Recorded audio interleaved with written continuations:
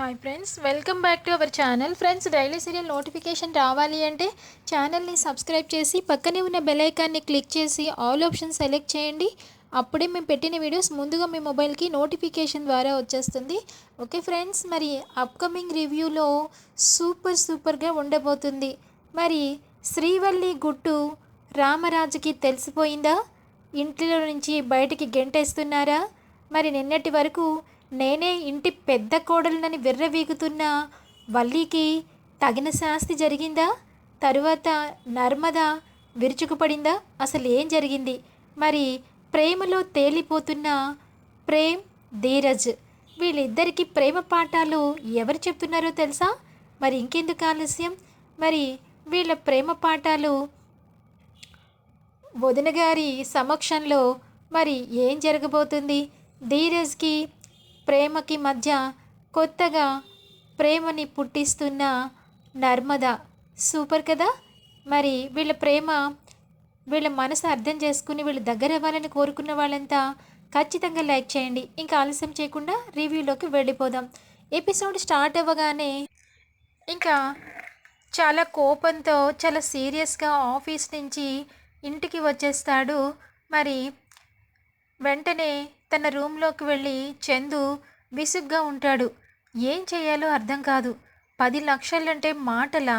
రూపాయి కాదు, 2 రూపాయలు కాదు. నాకొచ్చే జీతం 50,000, కానీ నేను అప్పు చేసింది 10 లక్షలు. అయినా శ్రీవల్లి వాళ్ళ కుటుంబం మీద భరోసాతో చేశాను.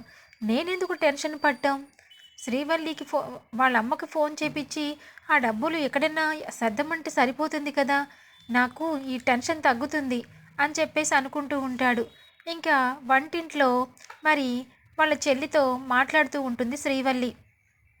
ఏంటి అక్క, ఇంటిలో తెగ వంట చేస్తూ కష్టపడిపోతూ ఉండేదానివి, ఇక్కడికి వచ్చాక కూడా గొప్పింటి సంబంధం చేసుకున్నావు కదా, వంట మనిషి అంటూ ఎవరు ఉండరా?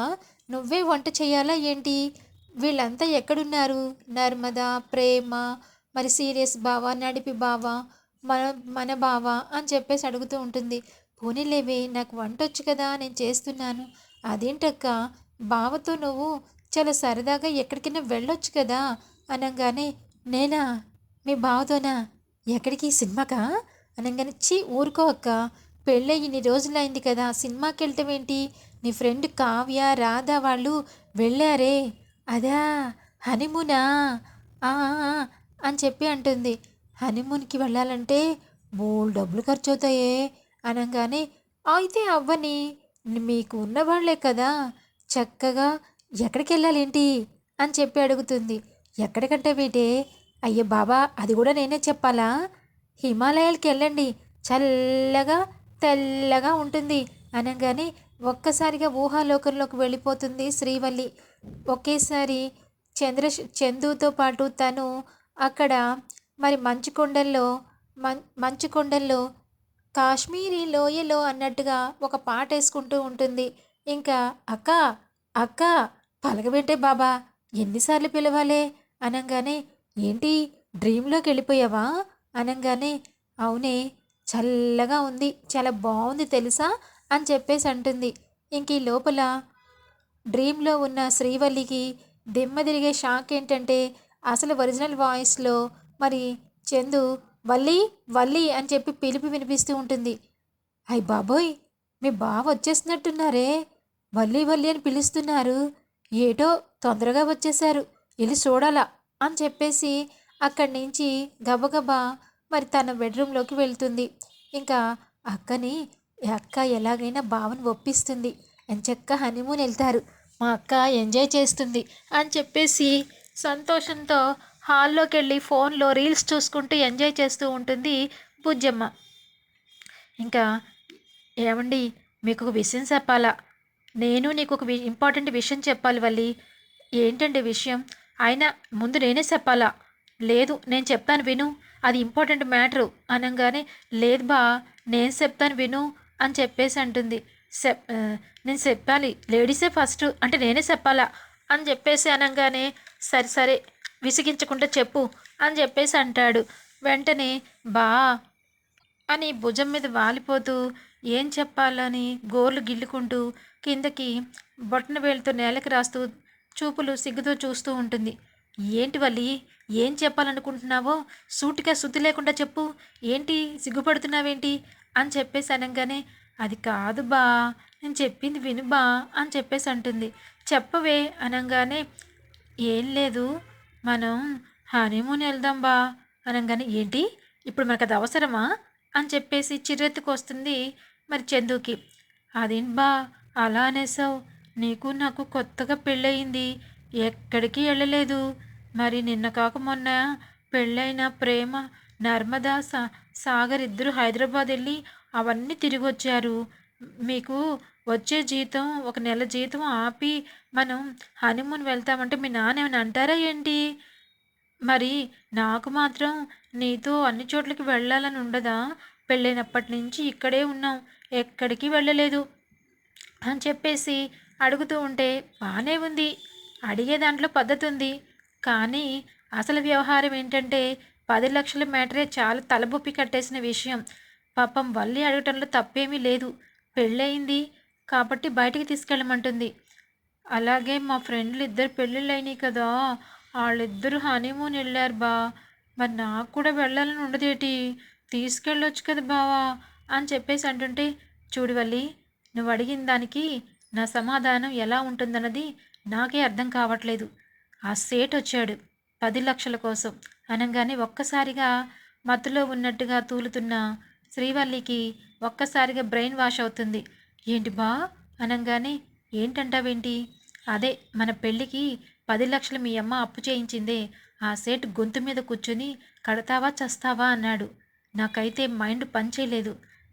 ఒక 2 రోజుల్లో కట్టకపోతే మా నాన్నకు ఫోన్ చేస్తాననగానే టెన్షన్తో తల పగిలిపోయింది తెలుసా. నా టెన్షన్లు నీకేం అర్థమవుతాయి? నువ్వేమో హనీమూన్ అది ఇది మాట్లాడుతున్నావు, నా వల్ల కావట్లేదు వల్లి. అయినా నాకెందుకు టెన్షను? మీ అమ్మ 10 లక్షలు పెళ్ళైపోయిన తర్వాత ఇస్తానని చెప్పింది కదా, మరి ఇంతకాలం ఇవ్వకుండా ఏం చేస్తున్నారు? అయినా నువ్వు మీ అమ్మని అడుగుతున్నావా అంటే, అదేంటి బావా అలా మాట్లాడతావు, నేను అడిగాను అని చెప్పేసి అంటుంది. ఏమో అప్పుడు అడిగావో లేదో నాకు తెలియదు, కానీ ఇప్పుడు మాత్రం మీ అమ్మకి ఫోన్ చేయవల్లి, ఫోన్ చేయి అని చెప్పానంగానే, చేస్తాను, ఫోనా చేస్తాను అని చెప్పి గజగజ వణికిపోతూ ఉంటుంది. ఎందుకంటే మరి వాళ్ళమ్మ 10 లక్షలు వెనక్కి తిరిగిచ్చే రకమా, అలా అని మరి శ్రీవల్లికి భర్త దగ్గర కరాఖండిగా మా అమ్మ ఇవ్వదని చెప్పే ధైర్యమా? ఇక్కడ ఏంటంటే ముందుకు వెళితే నొయ్యి, వెనక్కి వెళితే గొయ్యిలాగా మన శ్రీవల్లి పరిస్థితి మారిపోయింది. భర్త దగ్గరేమో నిజం చెప్పలేదు, అమ్మ దగ్గరేమో మరి గట్టిగా అడిగితే ఇవ్వకపోవటం. ఇలాంటి పరిస్థితిలో మరి శ్రీవల్లి పరిస్థితి ఏంటి అని చెప్పేసి అనిపిస్తూ ఉంటుంది. ఇంకా చేస్తానని చెప్పి మళ్ళా వాళ్ళ చెల్లెల దగ్గర మళ్ళీ తన రూమ్లోకి వస్తుంది. రావడంతోనే ఇంకా, ఏంటక్క అలా ఏడ్చుకుంటూ వచ్చావేంటి అని చెప్పి అడగంగానే, ఏముందే, ఏం చేస్తాను చెప్పు, నా బతుకేంటి ఇలా తయారైంది. అమ్మేమో అప్పుడు 10 లక్షలు అప్పు చేసి పెళ్ళిలో ఖర్చు పెట్టేసింది. ఇప్పుడేమో ఆయన ఆ 10 లక్షలు సేటు గారు అడుగుతున్నారంట. ఇప్పుడు నాకు అమ్మకు ఫోన్ చేసి ఆ డబ్బులు ఎప్పుడు ఇస్తారో చెప్పమంటున్నారు మీ బావ అంటే, అవునా, అదేంటి, అదేటే అలా మాట్లాడతావేంటే బాబా, ఇప్పటికిప్పుడు అమ్మ తెమ్మంటే ఎక్కడి నుంచి తీసుకొచ్చిద్ది? ఆ డబ్బులు ఏదో మేనేజ్ చేసుకోవాలి నువ్వే, లేకపోతే అమ్మ తీసుకొచ్చే పరిస్థితి ఏమీ లేదు. అమ్మ దగ్గర ఎక్కడున్నాయే, ఈ ఇంటికి కోడలుగా రావాలని చెప్పి నీకోసమే కదా ఖర్చు పెట్టింది అని చెప్పేసి మాట్లాడుతూ ఉంటే, అప్పుడే మరి ఓ పక్కన ప్రేమ, మరొక పక్కన నర్మద అలా బయటకు వస్తూ ఉంటే 10 లక్షలు అని మాట్లాడటం విషయం వాళ్ళు వింటారు. విని పూర్తిగా వాళ్ళకి అర్థం కాదు, ఒక అవగాహనకి రాలేరు. ఏదో 10 లక్షలు అనే మాట మాత్రం చెవిలో పడుతుంది. ఇంకా అలా వాళ్ళిద్దరూ మాట్లాడుకుంటుంటే వింటే బాగుండదు కదా అని చెప్పి దొంగచాటుగా గమనిస్తూ ఉంటారు. ఇంకా మన వల్లి బోరున ఏడ్చేస్తూ, నా వల్ల కావట్లేదే, మీ బావ అంటే నాకు చాలా ఇష్టం, ఆయన లేకపోతే నేను బతకలేను, ఆయనకి నేను చెప్పే అబద్ధాలు తెలిసిపోతే నన్ను ఇంట్లో నుంచి గెంటేస్తే, మీ మామయ్య గారికి ఈ విషయం తెలిసిపోతే ఇద్దరు కలిసి నన్ను బయటికి గెంటేస్తే నా పరిస్థితి ఏంటి చెల్లి అని చెప్పి గజగజ వణికిపోతూ ఉంటుంది. ఇంకా ఇదిలా ఉంటే ఆ తోటికోడళ్ళు ఇద్దరు నన్ను ఒకటే ఆట ఆడుకుంటున్నారు, ఈ విషయం తెలిసిపోతే వాళ్ళిద్దరూ నన్ను ఉంచుతారా అని చెప్పేసి గజగజ వణుకుతూ ఉంటుంది. చూడక్క, ఎందుకు ఇట్లా మాట్లాడుతున్నావు? అమ్మతో ఫోన్ చేసి మాట్లాడు. మాట్లాడిన తర్వాత అమ్మ ఏం చెప్తుందో అది చేద్దాం. నువ్వెందుకు టెన్షన్ పడుతున్నావు? నిన్ను చూస్తుంటే నాకు భయమేసేస్తుంది బాబా తల్లి అని చెప్పేసి వెళ్ళు, అమ్మకు ఫోన్ చేయి అని చెప్పేసి చెప్తుంది. సరే అని చెప్పి ఫోన్ తీసుకుని బయటికి వెళ్తుంది శ్రీవల్లి. ఇంక ఈ లోపల మరి వాళ్ళ చెల్లి ఫోన్లో రీల్స్ చేసుకుంటూ డ్యాన్స్ చేసుకుందామని చెప్పి పక్కన పెట్టుకుని ఉండగా, ఇంకా వీళ్ళిద్దరికీ ఎలాగైనా చిన్నమ్మాయి కదా, దీన్ని బుట్టలో వేసి వాళ్ళ అక్క భాగవతం అంతా తెలుసుకోవాలనుకుంటారు ప్రేమ నర్మద. ఇంకా దూరం నుంచి చూస్తున్న ఆ, బుజ్జిని వెంటనే దగ్గరకు వచ్చాక, ఏ బుజ్జి, ఎలా ఉన్నావు, బాగున్నావా అనగానే, అక్కలు మీరెలా ఉన్నారు, బాగున్నారా అని చెప్పేసి అంటారు. మేము బాగానే ఉన్నాం అని చెప్పి చంకీల అంగీలేసి అని ఓ స్టెప్లు వేస్తూ ఉంటే వీళ్ళిద్దరు కూడా తనతో పాటు డ్యాన్సులు వేస్తూ ఉంటారు. రీల్స్ అయితే మంచిగా వచ్చాయని చెప్పి మురిసిపోతూ ఉంటుంది. ఇంకా తను ఎలాగైనా ట్రాప్ చేయాలని చెప్పి, ఏంటక్క, నీ చేతులు మిలమిలమిల మెరిసిపోతున్నాయి, గోర్లు ఎంత అందంగా ఉన్నాయో, నెయిల్ పాలిష్ ఎక్కడ కొన్నావేంటి, నాకు అసలు ఎక్కడ దొరకదు, చూడు నా వేళ్ళు ఏం బాగోవు, చచ్చా నీ వేళ్ళు ఎందుకు బాగాలేదు, నీ చాలా బాగున్నాయి, ఈ నెయిల్ పాలిష్ వేస్తే ఇంకా అందంగా ఉంటుంది, రా తీసుకెళ్ళి వేస్తాం అని చెప్పేసి తను తీసుకుని మరి నర్మదా రూమ్కి వెళ్తారు. నర్మదా రూమ్లో నెయిల్ పాలిష్లు, మేకప్ కిట్ అదంతా చూసి గాల్లో తేలిపోతూ ఉంటుంది భాగ్యం. ఇంకా వెంటనే చూసి, ఏంటి ఇవన్నీ నీకు కావాలా, వేసుకుంటావా అని చెప్పి అనగానే, అవును ఇవన్నీ నాకు కూడా వేస్తారా అని చెప్పి అనగానే పక్కన ప్రేమ కూర్చుని నెయిల్ పాలిష్ వేస్తూ ఉంటుంది. ఇంకా నర్మద మేకప్ చేస్తూ ఉంటుంది. టచప్స్ ఇస్తూ ఉంటే అసలే మరి అమాయకురాల్లా ఉంది. దీన్ని కొంచెం పొగిడి బోల్తా కొట్టించి మనం వల్లి అసలు రంగేంటో తెలుసుకుందాం అని చెప్పి, నువ్వు చాలా అందంగా ఉన్నావు తెలుసా, లైట్ మేకప్ పక్క వేస్తేనే ఇలా తలతల మెరిసిపోతున్నావు, అదే ఫుల్ మేకప్ వేస్తేనా సినిమా హీరోయిన్కి తగ్గట్టుగా ఉంటావు అని చెప్పి అనగానే, అవునా అక్క, నిజంగా అలాగే ఉంటానా, అయినా నీకు సినిమాల్లో ఛాన్సులు రాలేదా, సినిమాలో చేయలేకపోయావా అనగానే, అమ్మో మా అమ్మకు తెలిస్తే ఇంకేమన్నా ఉందా, దవడపళ్ళు రాలు కొట్టేస్తుంది అని చెప్పేసి అనగానే, మరి ఇంత అందంగా ఉండి ఇలాగే ఉండిపోతావా అనగానే, చూడండి అక్కలు, నాకు కూడా ఫుల్ మేకప్ వేస్తారా అని చెప్పేసి అడుగుతూ ఉంటుంది. అవును వేస్తాం కానీ ఇంతకీ మీ నాన్నగారు ఏం చేస్తారు అని చెప్పి ప్రేమ అడగంగానే, మా నాన్నగారా ఇడ్లీ దోశ అని చెప్పేసి చెప్పబోయి, అమ్మో ఈ నెయిల్ పాలిష్ గొడవలో పడిపోయి ఇడ్లీ దోశ అని చెప్పి నోరు జారిపోయాను, మా ఇడ్లీ బండి సంగతి తెలిస్తే ఇంకేమన్నా ఉందా, అదే మా నాన్న ఫైనాన్స్ చేస్తారు తెలుసు కదా, పెళ్ళిలో చెప్పింది కదా మా అమ్మ అని చెప్పి ప్లేట్ ఫిరాయించేస్తుంది. అదే ఫైనాన్స్ ఏదో అని ఆ డౌట్ వచ్చింది, అందుకే నేను కన్ఫామ్ చేసుకుందామని అడిగాంలే అని చెప్పేసి, ఇంతకీ మీది సొంత ఇల్లేనా, ఇల్లు ఎక్కడ, అడ్రస్ ఎక్కడ అనగానే, హమాల్ బస్తీ అని చెప్పి మళ్ళా నోరు జారుతుంది. ఏంటి హమాల్ బస్తీనా, హమాల్ బస్తీలో ఉంటారా మీరు అని చెప్పి షాక్ అవుతుంది ప్రేమ. ఎందుకలా సాగైపోతున్నారు, నేను చెప్పింది హమాల్ బస్తీ పక్కన ఆఫీసర్స్ కాలనీలో మా ఇల్లు చాలా పెద్దది, 10 మంది పని మనుషులు ఉంటారు తెలుసా అని చెప్పేసి అనగానే, అవునా అని చెప్పేసి మళ్ళా ఆశ్చర్యపోతారు. ఈసారి మాత్రం ఈ 10 లక్షల విషయం ఏంటో కనుక్కోవాలి అని చెప్పేసి ఇద్దరు సైగ చేసుకుంటూ ఉంటారు. ఇంకా ఇదిగోండి అక్కలు, అమ్మో వీళ్ళ దగ్గరుంటే నోరు జారి అక్క అసలు విషయం చెప్పేస్తానో ఏంటో, అందుకే ఇక్కడి నుంచి వెళ్ళిపోవాలి అని చెప్పేసి అనుకుంటూ ఉంటుంది.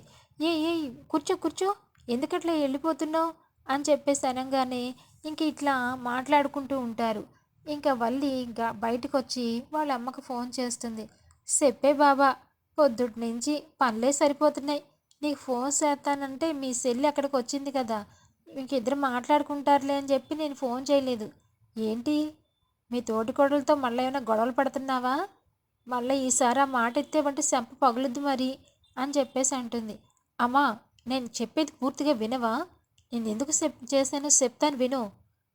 అదే మీ అల్లుడు గారు 10 లక్షలు ఎప్పుడు ఇస్తామని అడగమంటున్నారు అనగానే, ఏంటి 10 లక్షలా, నువ్వేనా పిచ్చి పట్టిందే మళ్ళీ, ఎందుకు అట్లా మాట్లాడుతున్నావు, 10 లక్షలు ఎక్కడి నుంచి తీసుకొస్తానే, మీ నాన్న చేసే బిజినెస్కిను నీకు అంత పెద్ద సంబంధం నేను 10 లక్షలు ఇచ్చి చేసేదాన్నా, ఏదో తమ్మిని బిమ్మిని చేసి అల్లుడు గారిని మోసం చేసి 10 లక్షలు రాబట్టాం.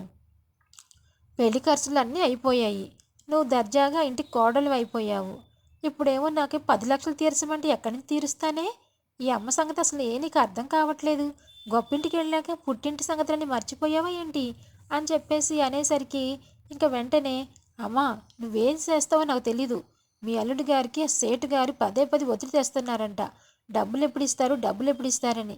అది మావయ్య గారికి తెలిసిందనుకో, నిన్ను నన్ను కలిపి ఈడ్చవతలు పడేస్తారు. నా భయం అంతా అదే. నీకు దండం పెడతానమ్మా. ఆ 10 లక్షలు ఎప్పుడు ఇస్తావో, సర్దుబాటు చేసి ఎప్పుడు చేస్తావో చెప్పవే అనగానే, చూడమ్మ వల్లి, నీకు పెళ్ళైపోయింది. ఒక ఇంటికి కోడలుగా వెళ్ళిపోయావు. అక్కడ సమస్యలన్నీ తీసుకొచ్చి తల్లికి పద్దాక చెప్పకూడదు. అత్తగారింటివి అత్తగారింటి దగ్గరే, పుట్టింటివి పుట్టింటి దగ్గరే. అయినా ఈ రేపిస్తాను మాపిస్తానని చెప్పి అల్లుడి గారికి ఏదో మేనేజ్ చేయాలి కానీ ఇలాగ నాకు ఫోన్ చేయడం ఏంటి అని చెప్పేసి అంటుంది. అదెలా కుదిరిద్దమ్మా? ఖచ్చితంగా డబ్బులు తీసుకొచ్చి ఇవ్వమంటున్నారే అని చెప్పేసి అంటూ ఉంటే వీళ్ళిద్దరు ఇలా మాట్లాడుకుంటూ ఉంటారు. ఇంకా ఇది ఇలా ఉండగా మరి వాళ్ళ చెల్లి ఆలోచిస్తుంది.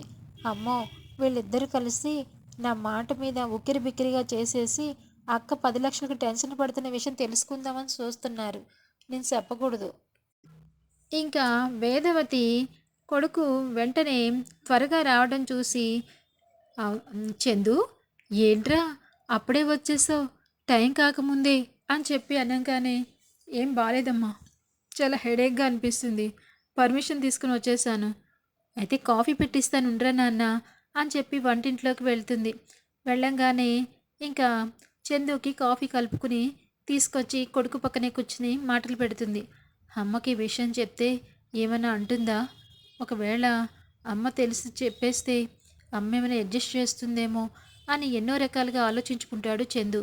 ఏంట్రా, కాఫీ తాగు, ఎందుకు టెన్షన్ పడుతున్నావు? నీకేమన్నా ప్రాబ్లం ఉంటే ఈ అమ్మతో చెప్పలేవా? చెప్పు, నేను అర్థం చేసుకుంటాను అంటే, నాకేం ప్రాబ్లం ఉందమ్మా, నాకేం ప్రాబ్లం లేదు అని చెప్పేసి ఇంకా అలా మేనేజ్ చేస్తూ ఉంటాడు. ఇంకా ఇది ఇలా ఉండగా శ్రీవల్లి వాళ్ళ అమ్మతో మాట్లాడుతూ ఉంటే, నా కర్మ, ఇంకోసారి ఇలాంటి విషయాల్లో ఫోన్ చేయకు, ఫోన్ పెట్టే అని చెప్పేసి పెట్టేస్తుంది.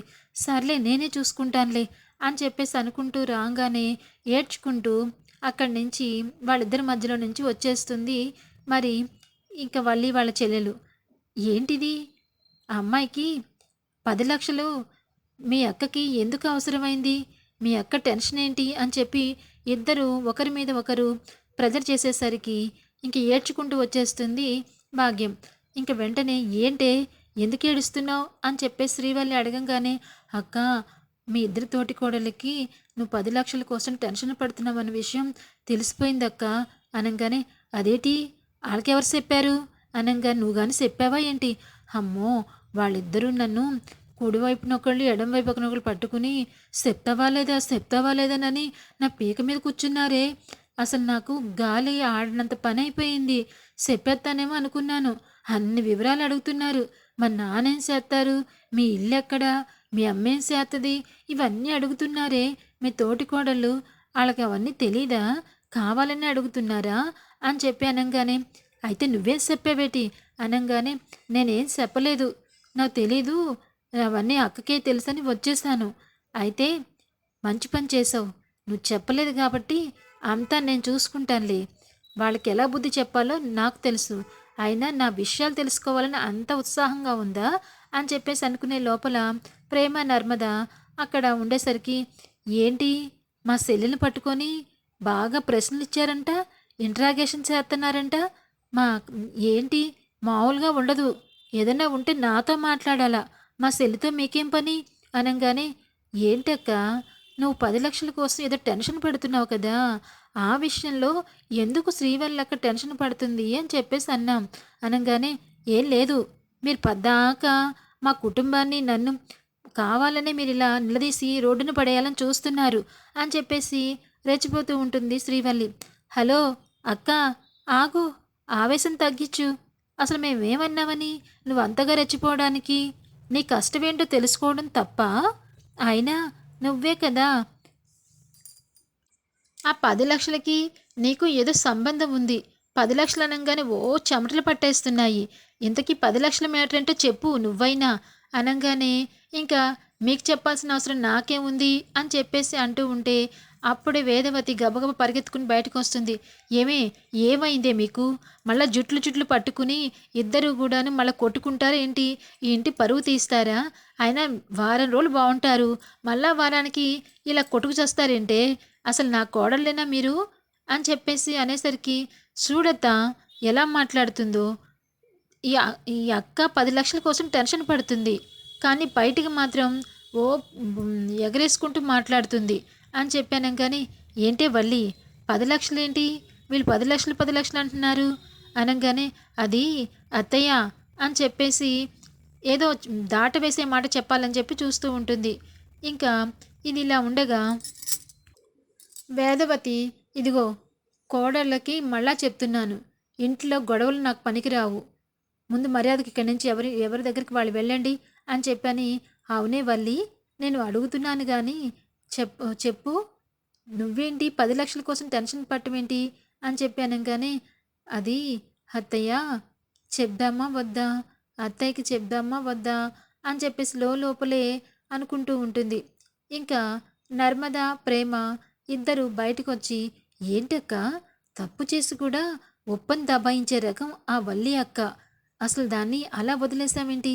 అది గజగజ వణుకుతుందంటే ఏదో తప్పు చేసిందని. ఆ 10,00,000కి తను తప్పు ఏదో చేసిన దానికి సంబంధం ఉందక్క. ఎలా తెలుసుకోవాలి అంటే, తెలుసుకుందాం అక్క. ఎలాగోలా తెలియకుండా మాత్రం ఉండదు. తెలుసుకుందాం అని చెప్పేసి అంటూ ఉంటుంది. ఇంకా రాత్రి అవుతుంది. రాత్రి వేళలో మరి ఆనందంగా ప్రేమ, ఇటువైపు నర్మద, తోటికోడలిద్దరూ అక్కా చెల్లెల్లాగా అనిపిస్తూ ఉంటారు. వాళ్ళిద్దరూ చాలా ప్రేమగా ఫ్రెండ్స్ లాగా ఉంటారు. ఇంకా మంచి పాట వస్తుంటే నర్మద మన ప్రేమతో డ్యాన్స్ చేస్తూ ఉంటుంది. ఇంకా డ్యాన్స్ తను చేస్తూ ఉంటే ఒకేసారి, ఏంటి నీ మొహం చూస్తుంటే ప్రేమలో పడిపోయినట్టున్నావే అని చెప్పాను. చీ అక్క, ఏం మాట్లాడుతున్నావు అక్క అంటే, ఏ అంతగా చీ అంటున్నావు? నిజంగా నీ ముఖం చూస్తూ ఉంటే ప్రేమలో పడిపోయినట్టుగా అనిపిస్తుంది తెలుసా? అలాంటిదేం లేదక్క. నేనేంటి ప్రేమలో పట్టమేంటి అనంగానే, ఎందుకు పడకూడదు? పెళ్ళైన నీ భర్తతోనే ప్రేమలో పడిపోయావు. అది నాకు క్లియర్‌గా తెలుస్తుంది. నువ్వో పని చెయ్యి. ఇంటికి రాత్రికి ధీరజ్ వస్తాడు కదా! తనకి నీ భోజనం వడ్డించినప్పుడు తన కళ్ళల్లోకి కళ్ళు పెట్టి చూడు. అప్పుడు నీ కళ్ళల్లో ఒక పెద్ద వెలుగొస్తుంది. ఆ వెలుగొస్తే నీ లైఫ్ తిరిగుండదు అని చెప్పానంగానే, ఇదేంటక్క ఇవన్నీ ఎందుకు అనంగానే, మరి నువ్వు ధీరజ్‌ని ఇష్టపడి నీ గుండెల్లో గూడు కట్టుకున్నావని, ప్రేమతో ఉన్నావని చెప్తుంటే నీకు అర్థం కావట్లేదు కదా అనంగానే, అయ్యో అక్క, నీకు అట్లా అర్థమైందా? లేదు, నాకు ధీరజ్ అంటే ఇష్టమే, కానీ ఆయనకి ఎప్పుడు చెప్పాలో ఎలా చెప్పాలో అర్థం కావట్లేదు అని చెప్పేసి అంటుంది. సరే సరే నువ్వే చూడు అని చెప్పేసి అనుకుంటూ ఇంకా ధీరజ్ వచ్చే సమయానికి ఎదురు చూస్తూ ఉండు. వచ్చాక అన్నం వడ్డించాక ఏం జరిగిందో నాకు చెప్పు అని చెప్పానంగానే, అవసరం లేదక్క, నువ్వే చూస్తూ ఉండు అని చెప్పేసి అంటూ ఉంటుంది. ఇంకా ఇది ఇలా ఉండగా ప్రేమ ధీరజ్ కోసం వెయిట్ చేస్తూ ఉంటుంది. ఎప్పుడొస్తాడా, తన డ్యూటీ అయిపోయిన తర్వాత తనకి భోజనం వడ్డించాలి, తనతో కబుర్లు చెప్పాలి అని చెప్పేసి అనుకుంటూ ఉంటుంది. ఇంకా అదే దాంట్లో రాత్రి అయిన తర్వాత ధీరజ్ నెమ్మదిగా లోపలికి వస్తాడు. ఏంటి ధీరజ్, అన్ని డెలివరీస్ చేసావా ఏంటి? అంత లేటుగా వచ్చావు అనంగానే, కొంచెం బిజీగా ఉన్నానులే ప్రేమ అని చెప్పేసి అంటూ, కాళ్ళు చేతులు కడుక్కుని రండి, ఫ్రెష్ అయ్యి రండి, మీకు భోజనం వడ్డిస్తాను.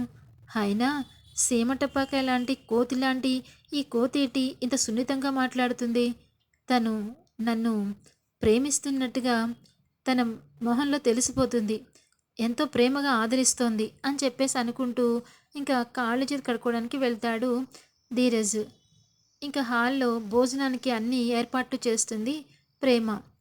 దూరం నుంచి మరి ప్రేమ పాఠాలు పక్కనే ఉండి నేర్పిస్తున్న నర్మద వీళ్ళిద్దరికీ అసలు ఏం మాట్లాడుకుంటున్నారని చూస్తూ ఉంటుంది.